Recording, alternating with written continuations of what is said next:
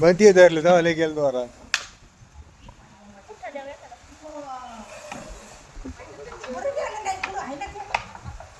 नाही नाही यंदा हात वरून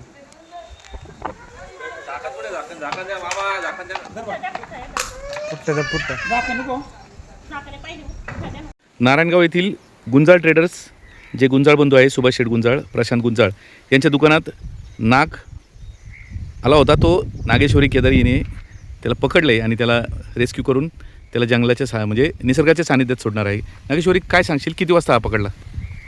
साधारण 9च्या आसपास मला कॉल आला होता की आमच्या दुकानामध्ये साप आलेला आहे. तर मी गेल्यानंतर पाहिलं की तिथे हा स्पेक्टिकल इंडियन कोब्रा जातीचा जो साप आहे तो तिथे मला आढळला. तर त्याला मी रेस्क्यू करून आता रिलीज करायला जंगलात आलेले आहे. ओके, आतापर्यंत विषारी साप कोणकोणते पकडले, किती पकडले? प्रामुख्य जाती 4 आहे विषारी सापाच्या: घोणस, मण्यार, नाग आणि फुरसे. फुरसे हा जंगलात आढळतो. ज्या 3 जाती आहेत त्या आपल्या शहरात वगैरे आढळतात. आता हा नाग निसर्गाच्या सानिध्यात सोडतीये. सावकाश सावकाश, कारण एक मिनटं आपण याला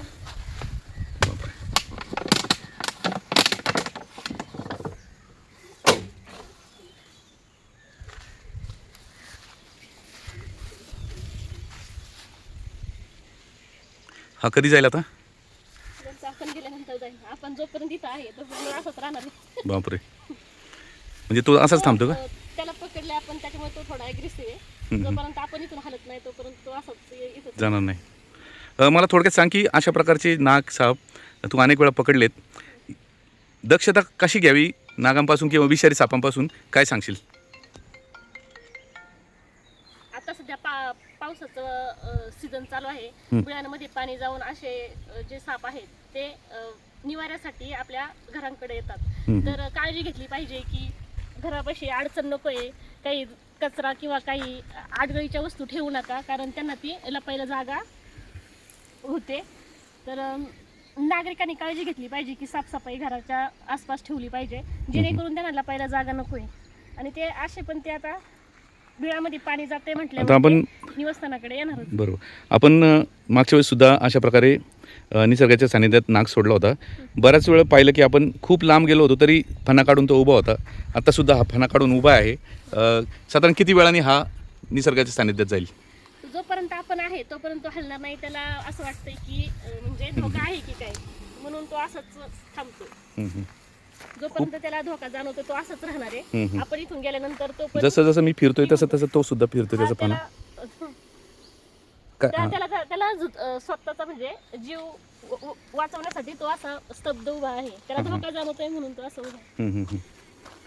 मग तो आता अटॅक करू शकत नाही का? करू शकतो ना, तो ॲग्रेसिव्ह आहे सध्या. अच्छा, आता मी इकडे आलो तो त्याचा फणा सुद्धा इकडे आहे. मी पर इकडे जर गेलो जशी जशी हां हां ओके. आणि मग मला सांग आता हा चिडलेला आहे किंवा काय, हा अटॅक करू शकतो? हो, ॲग्रेसिव्ह आहे. असा किती लांब झेप मारू शकतो नाग? त्याची उंची आहे तिथपर्यंत तो झेप मारू शकतो. बापरे, म्हणजे धोकादायक आहे. धोकादायक आहे. हो. ओके, मग आता आपण गेल्यानंतर आपण लांबून त्याचं शूटिंग करूया आणि पाहूया की हा किती वेळात जातोय ते. बरोबर. आता निसर्गाच्या सानिध्यात चाललाय.